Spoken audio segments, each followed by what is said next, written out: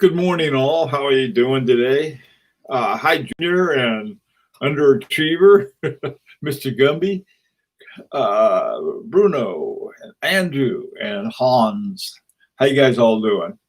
Um, I got my pandemic hair back.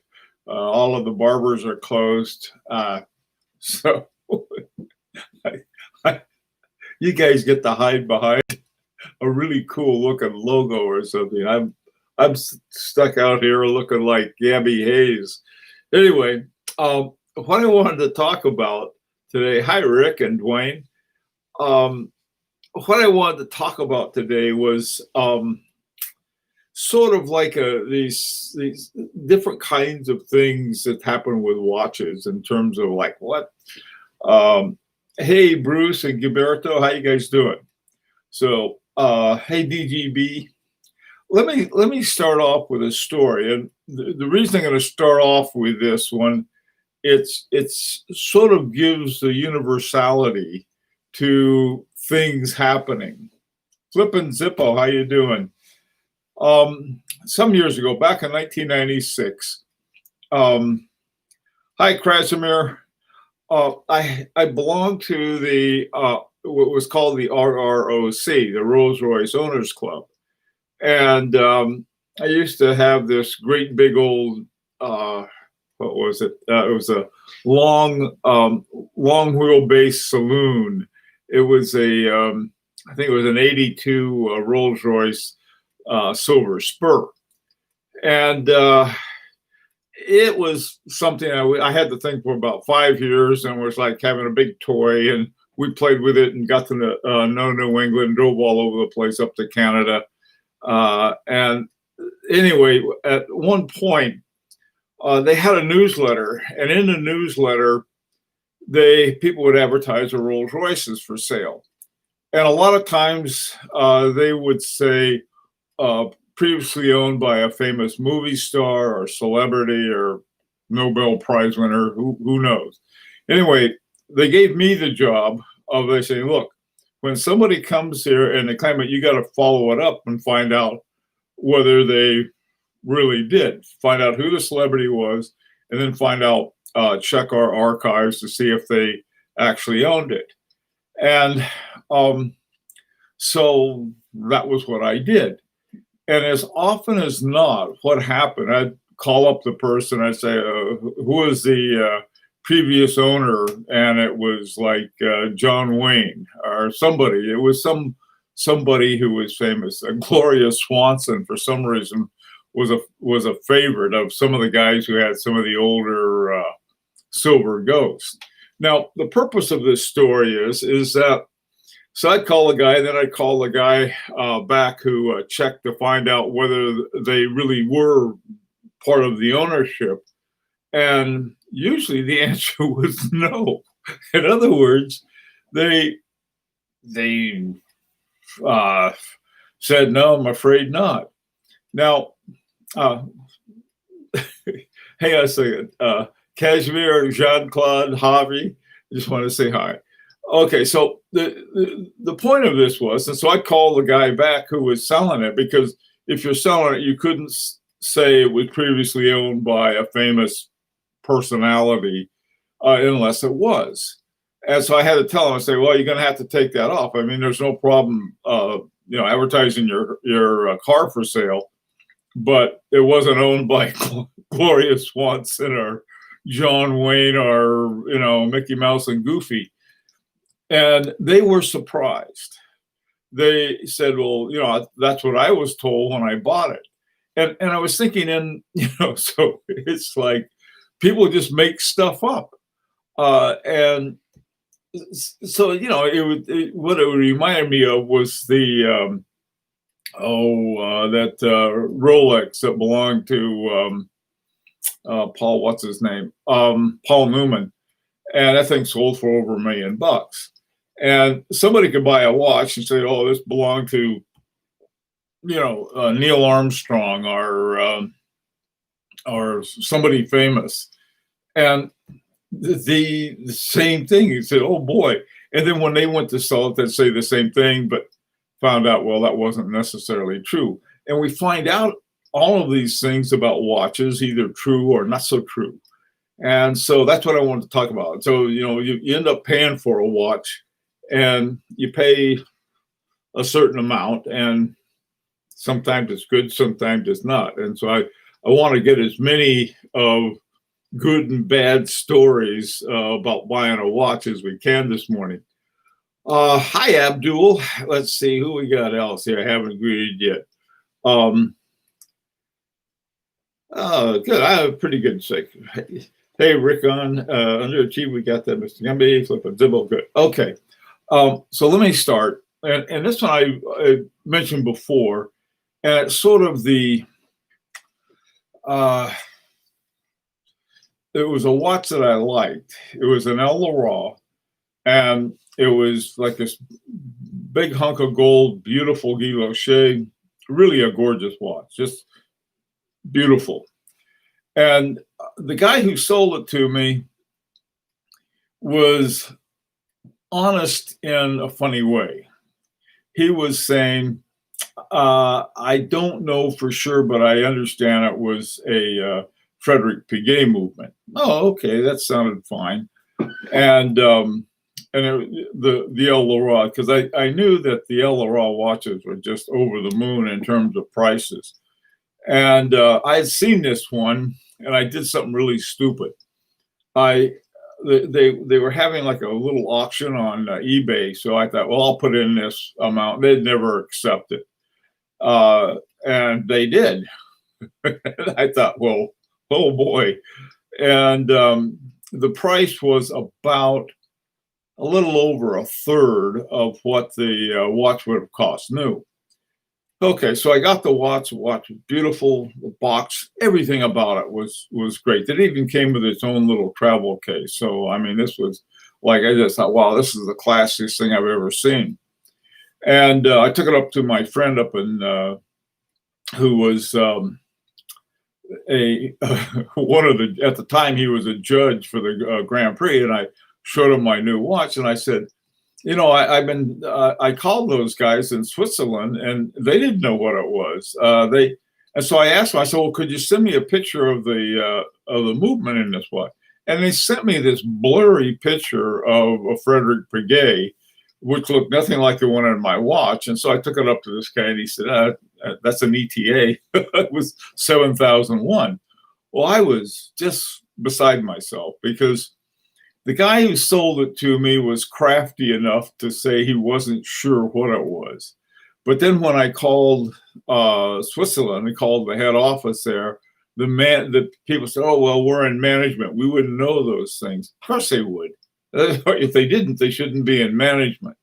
But it was like they were fibbing about the whole thing from the top to the bottom. And I think this was one of my early purchases, and explains in part why I'm get so mad at these companies that don't tell you the truth about what's inside their watch. They gave it some phony baloney name. I think they call it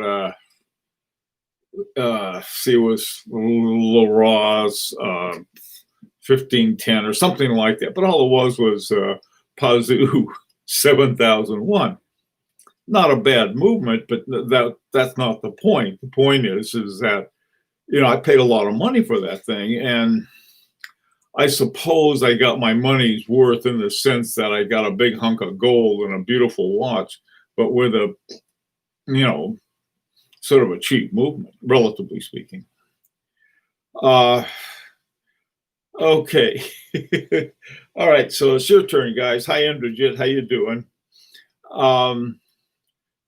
Okay, Abdul. 5 years ago, the best deal you can get was on the gray market. Now the best deal you can get is a watch from an AD, hyped watches wise, SS, Rolex, Sports, Patek Philippe, Independent Limited Edition. I don't know if that's true or not, Abdul. It might be, but I find stuff everywhere in some of the most interesting places. How you doing, Carl and Tim?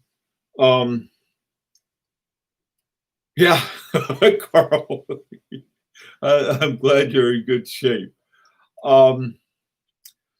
So this was as what I try to find with these things, and I want to hear some more bad deals from you guys or good deals from you guys, about sort of to find something generic in terms of what's a good deal and what's a bad deal and how to avoid it.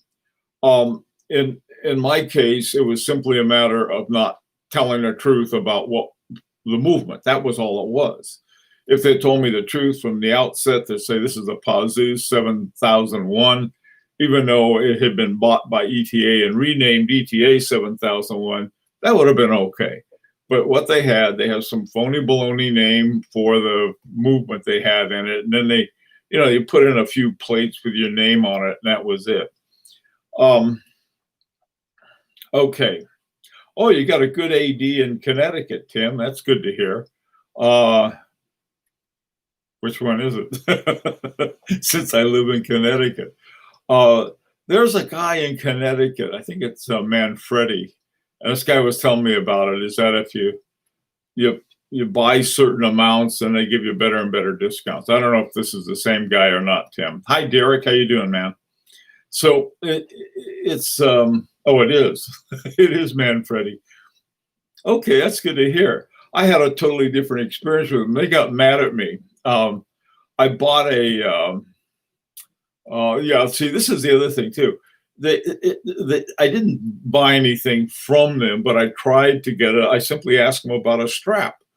I had this, I still have it, this Harry Winston, and I got a great deal on my Harry Winston.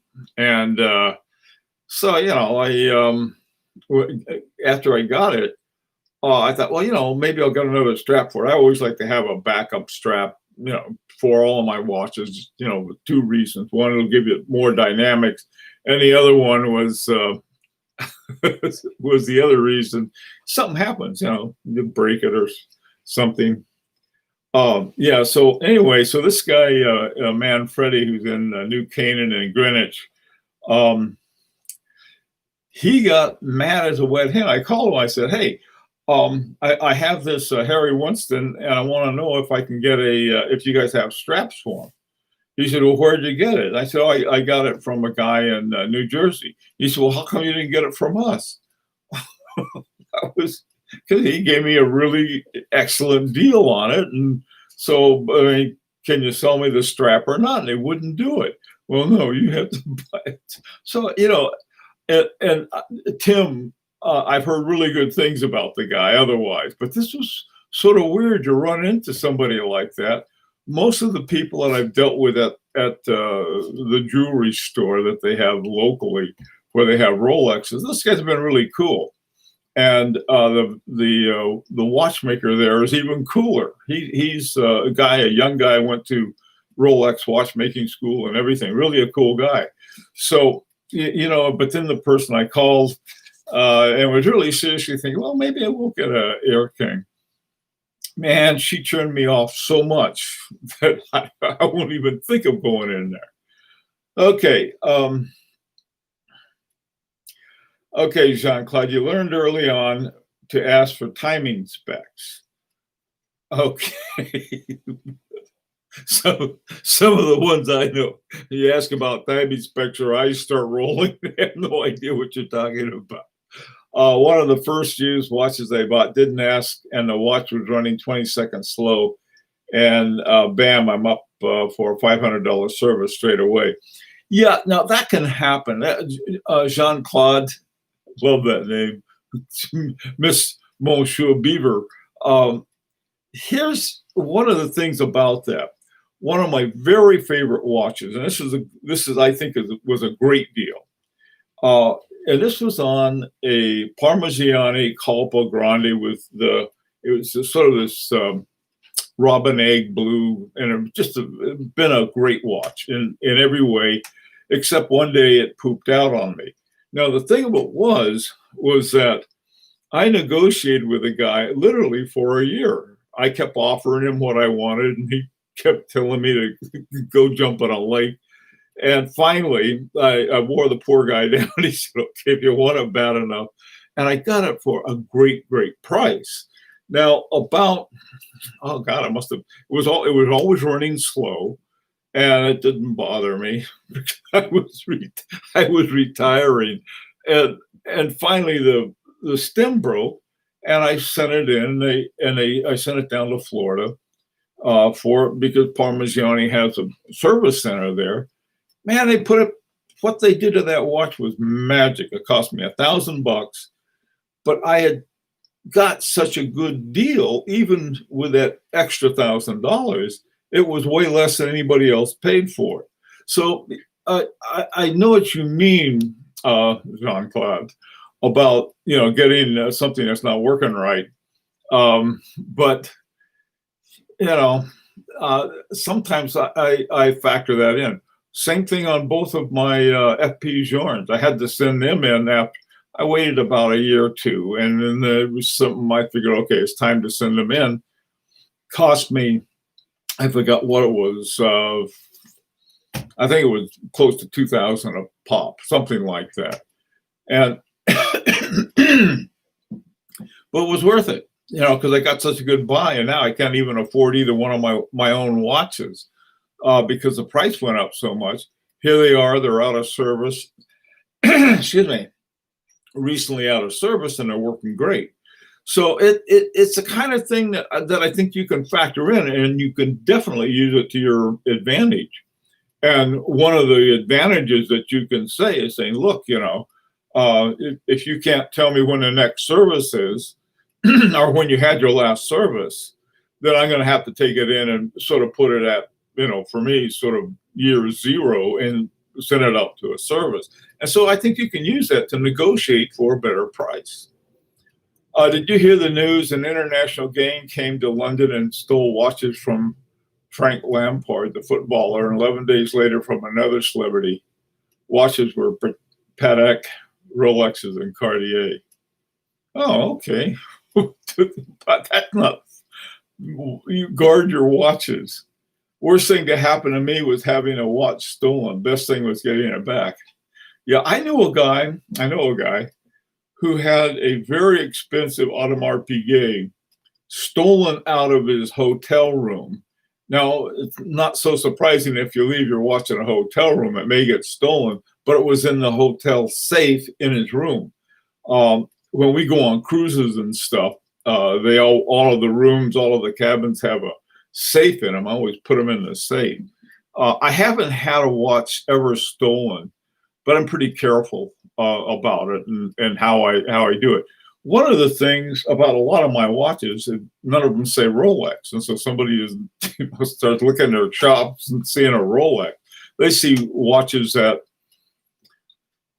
are considerably more valuable, and they have no clue what they are. Patek Philippe, Rolex, maybe Vacheron Constantin, and Audemars Piguet, maybe Omega, definitely Rolex. Those kinds of watches are, but they see something like a Parmigiani or H. Moser et Compagnie. Let's see. Okay, let's see what you guys got here.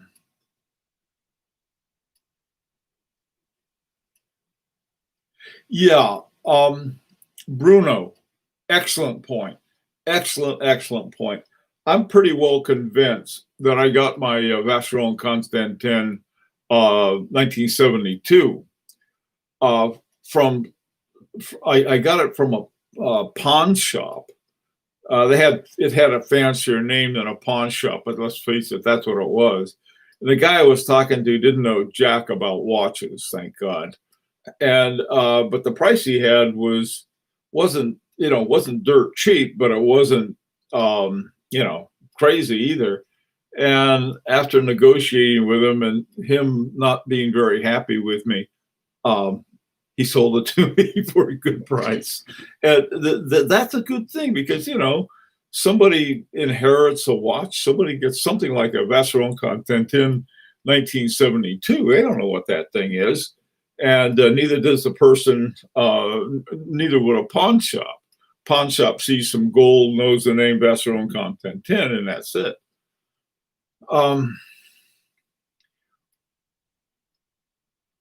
Yeah, you can factor in service. I'm lucky. Our studio does the advertising for the AD here for all Swatch Group, Tudor, Mont Blanc.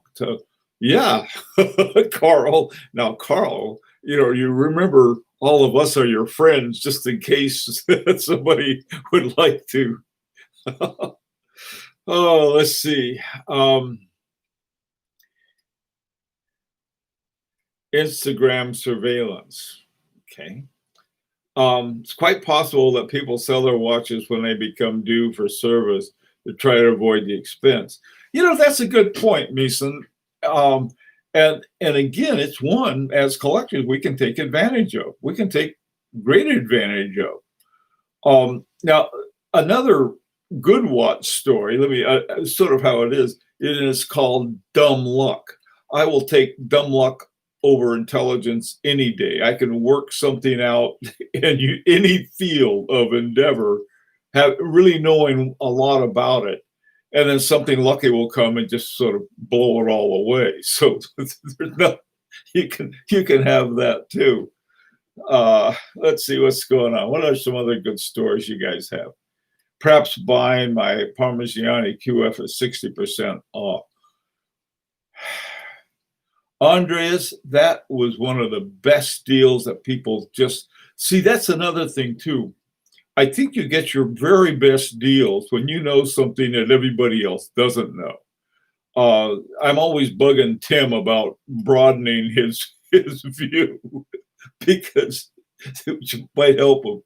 But I mean, a Parmigiani QF, it's sort of like the one Michel Parmigiani made this incredible pocket watch that was a replica. Not well, I guess it wasn't a replica. It was sort of under contract, I guess, to build a watch that was just like Abraham Breguet's.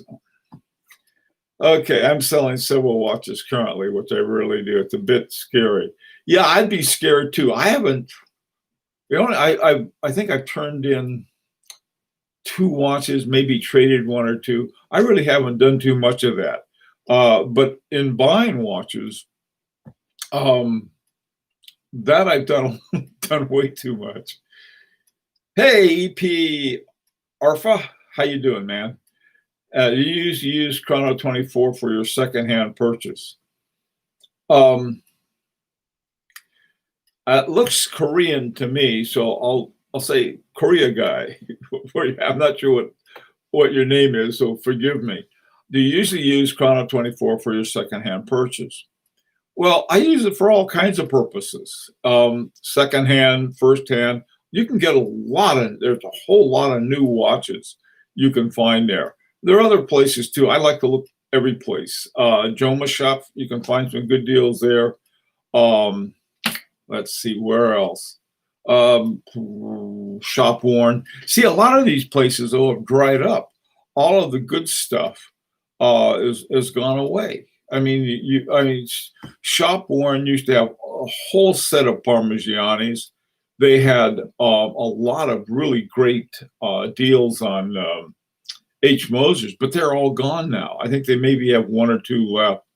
I got my double hairspring from them and negotiated from what their price was. And so you can get a really good deal. I think one sense you have to have, and this takes some time looking at watches. Like if you go to eBay or Chrono 24 and you see the same watch for sale for a long period of time, that's, you're like, okay, now maybe this guy wants to get rid of it, this company, and they want to make some room on their shelf. So maybe they're ready to negotiate. That's certainly something. Hi, Cass. How you doing, man? Tony, how are you? Hi, Gilberto.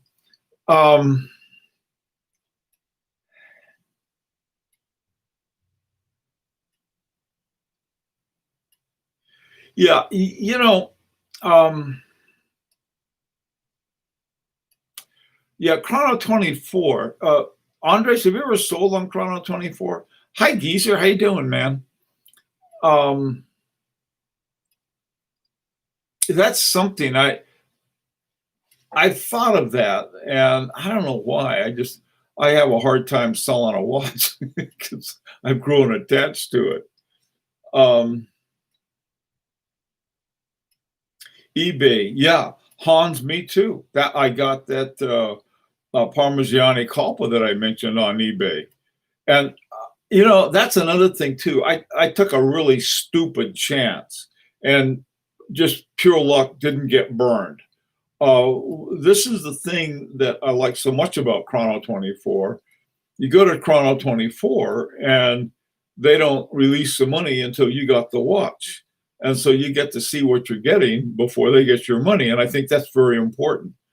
It's, to me it is anyway. And I think there have been people who have sold on Chrono 24 and on eBay really, who are not exactly kosher, and they've been kicked off. And so you have some protection there. Hi, Ajit Singh, how are you doing? So these are, in terms of generic things, what I like to do about getting good deals and getting burned, they're the same things. I think number one is knowledge. You can get burned because of lack of knowledge, and you can get great deals because you do have knowledge, because you've done your homework. And also, too, when you're poking around certain places, patience is the hardest thing that's there, because you're afraid that somebody else is going to get the watch. The last great deal is tomorrow. There's not today, and it's not in the past. It's in the future. It hasn't been made yet. So you can find great deals all over the place. You just have to wait. Hi, Sean. How you doing, man?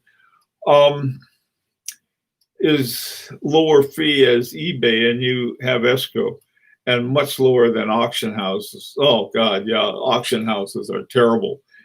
If you can at an auction house, what's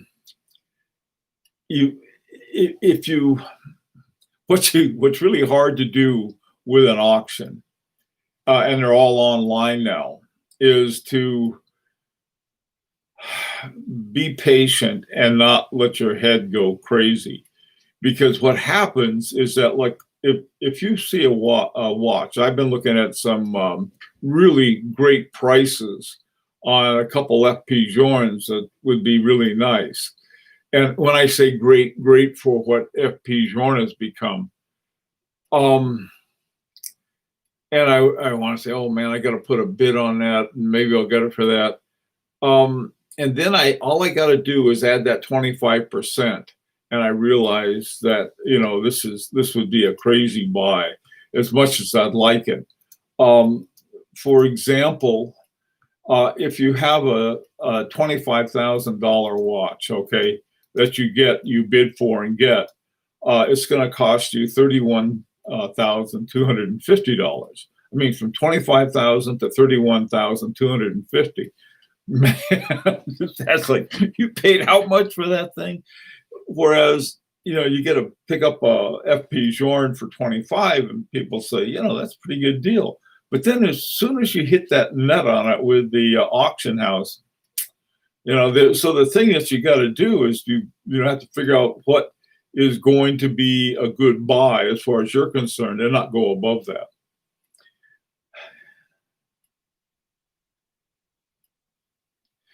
Yeah, Mason, about that. You can tell them if you're not sure about it. You can tell them, say, look, I'm not sure about this thing, and I want to see it. So, but I'll open it right away. When I get something from Chrono 24, I open it right away and look at it. So far, I've had nothing but good luck with that. I mean, and one time, I did pay. The guy couldn't send it because of his country wouldn't release it because of the COVID in the US at the time. And so I got my money back from Chrono 24 without a problem. Pawn shops used to be my shopping center as well as eBay about a decade ago. Huh? No more, huh? Yeah, I went into a pawn shop and they just had nothing in there, just junk. So haven't been in one since. Sales tax in the U.S. Man, I tell you, sales tax in the U.S. depends on state by state. There's like there's not a value-added tax. One of my sons lives in Oregon, and they have no sales tax, none whatsoever. And so if I really had a really expensive watch and wanted to save some money, I'd simply have it sent to him, and he would pick it up, and I'd get it from him. So, I mean, there are ways. I mean, like when you talk about, I think Connecticut's not too bad. They're about 6.5%, something like that. Hi, Vivek. How you doing, man? Let's see. Hi, Al. Almost every watch I bought is today a great deal because they all sell for more than I bought them for. I got lucky a few years ago. Yeah, Al, you get lucky.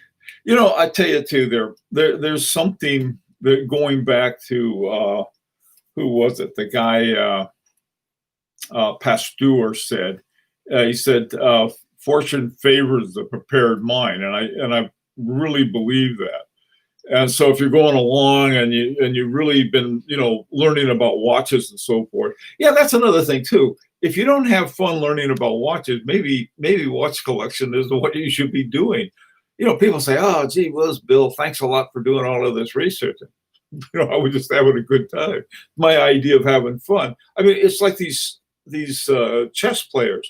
Chess players will read book after book after book about these different games that have been played, about the different moves and so on and so forth.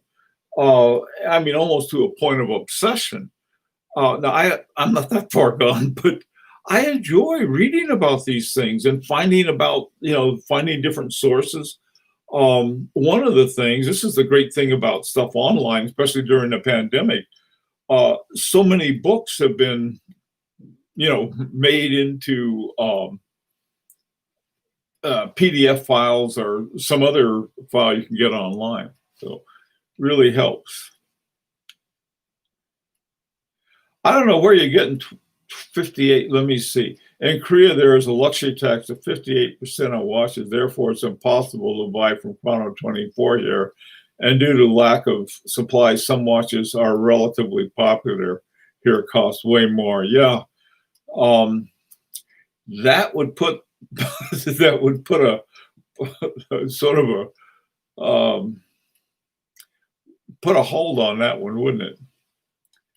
Take care, Bruce. Sales tax depends on the seller. Not necessarily. Sometimes you got, I don't know. That's something that's funny. Okay, the average in Europe is 20%. You know what the import tax on watches into the United States is only about 1.5%. And so you can get some pretty good deals. Hey, Nefarian, I'd buy out of the country, probably. There are a lot of smugglers due to the fact. Yeah, this is what I was thinking. I had this one offer, and it was I was supposed to pick it up from an airline stewardess in a back alley somewhere. Here you go. Anyway, well, look, guys, gotta run. Usually Clyde is here to tell me it's frying pan time, but anyway, gotta go.